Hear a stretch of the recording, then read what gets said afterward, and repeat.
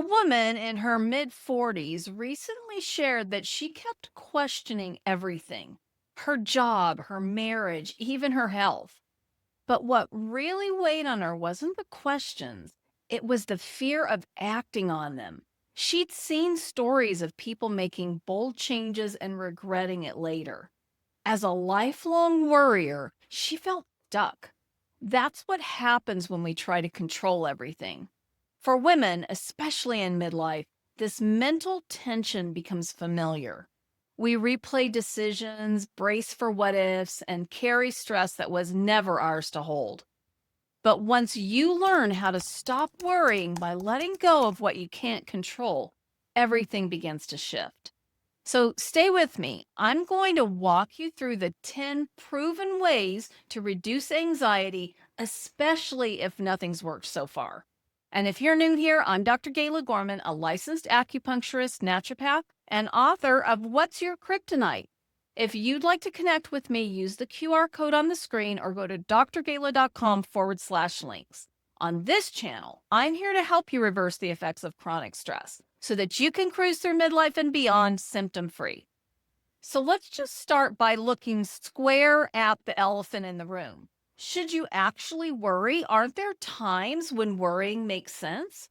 Worry can feel like protection, like if we think through every possibility, we'll somehow stay safe. But most of what we worry about never actually happens. And instead of helping, that mental spin only drains your energy and keeps you stuck in a loop of what ifs.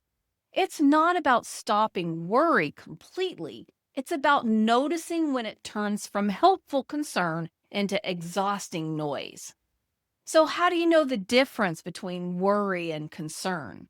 Well, healthy concern helps you act on what matters, like paying a bill, planning ahead, or handling what's within your control. Worry makes you feel like you're doing something, but really it just leaves you feeling stuck and drains your energy. It gives you an illusion of control. Worry gives you the illusion that you're doing something productive, but more often it's just the brain spinning in circles. So, how do you redirect the energy? When you stop clinging to what you can't control, you free up energy for what actually supports your healing and peace of mind. If you're looking for simple ways to support your well being from the inside out, I share some gentle but powerful practices in another one of my videos. It's called Spiritual Self Care Exercises to Nurture Your Mind and Spirit. The link should pop up right here on your screen, but if you miss it, no worries. I've included it in the description below. Worry isn't the problem, it's worrying about the wrong things. And for most women, the real exhaustion comes from trying to control what was never meant to be controlled in the first place. So, what exactly can you control? Well, let me break it down for you. I'm going to walk through the major sources of stress that are completely outside your influence. And once you see them clearly, letting go becomes a whole lot easier. So let's talk about what you can't control. One of the biggest sources of stress is focusing on things we were never meant to manage. Real relief begins when you recognize what's outside your control and gently release the urge to fix it. When you shift your attention away from the chaos out there and back to what you can choose, you stop wasting energy on battles you were never meant to fight and have no hope of winning. So let's get started with other people's actions and opinions. You can't control how others behave or what they believe, but you can always choose your response. Next, life's unpredictable situations. Weather changes, traffic slows down, we grow older, and plans sometimes fall apart. I was just telling my husband that I was really tired of the rain this week. But you know what? Nobody asks me if I'm okay with it raining outside. I pretty much just have to go on with my life and figure out how to manage around it. These are things that are just life happening. Fighting them only makes things harder.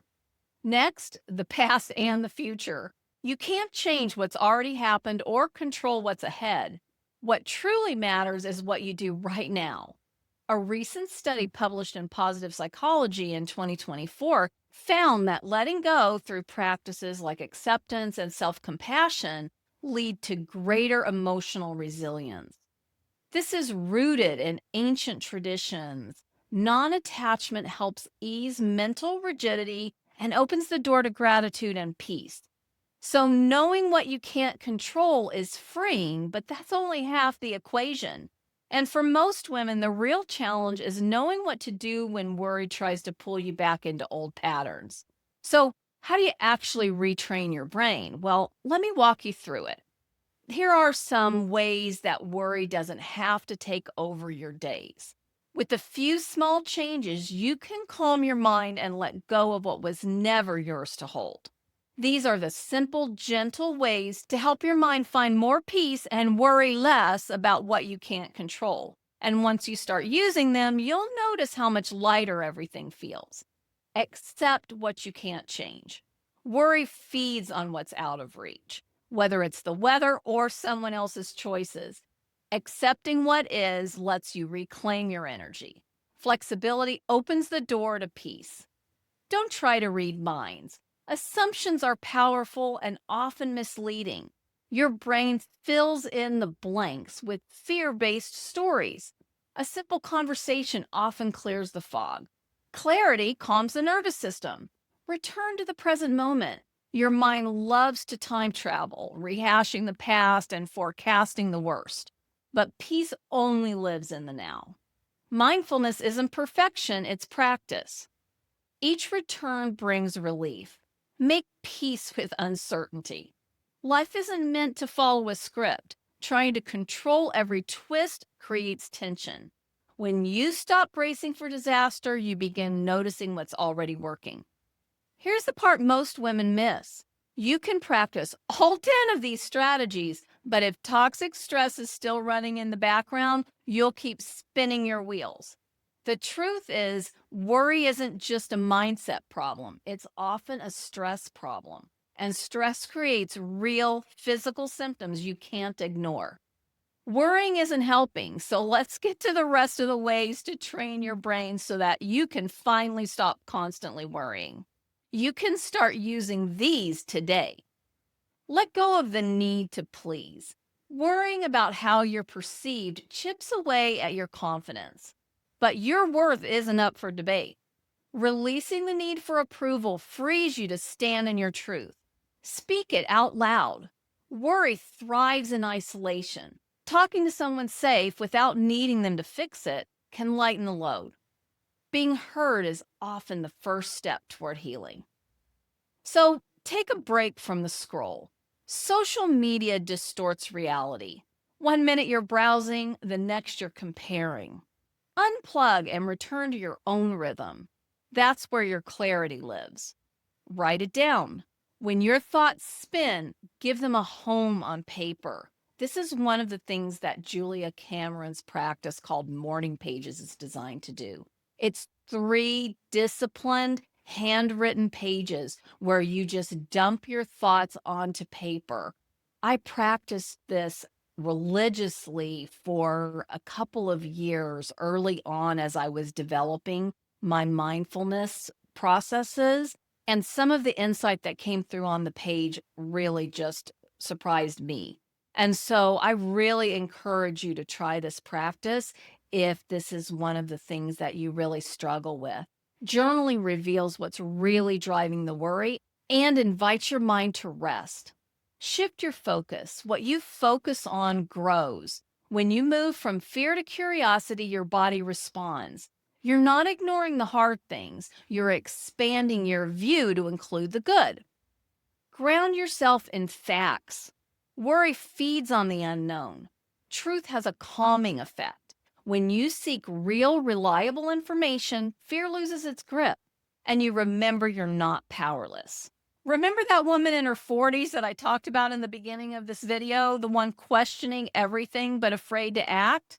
Well, that sense of being stuck is common and not a sign of weakness. It's what happens when you've been holding things together for everyone else for far too long. So Now you have 10 ways to ease that weight. Each one helps quiet the noise and bring you back to what's real. You don't need to have it all figured out. You just need to focus on what's within your reach. And that small shift can change everything.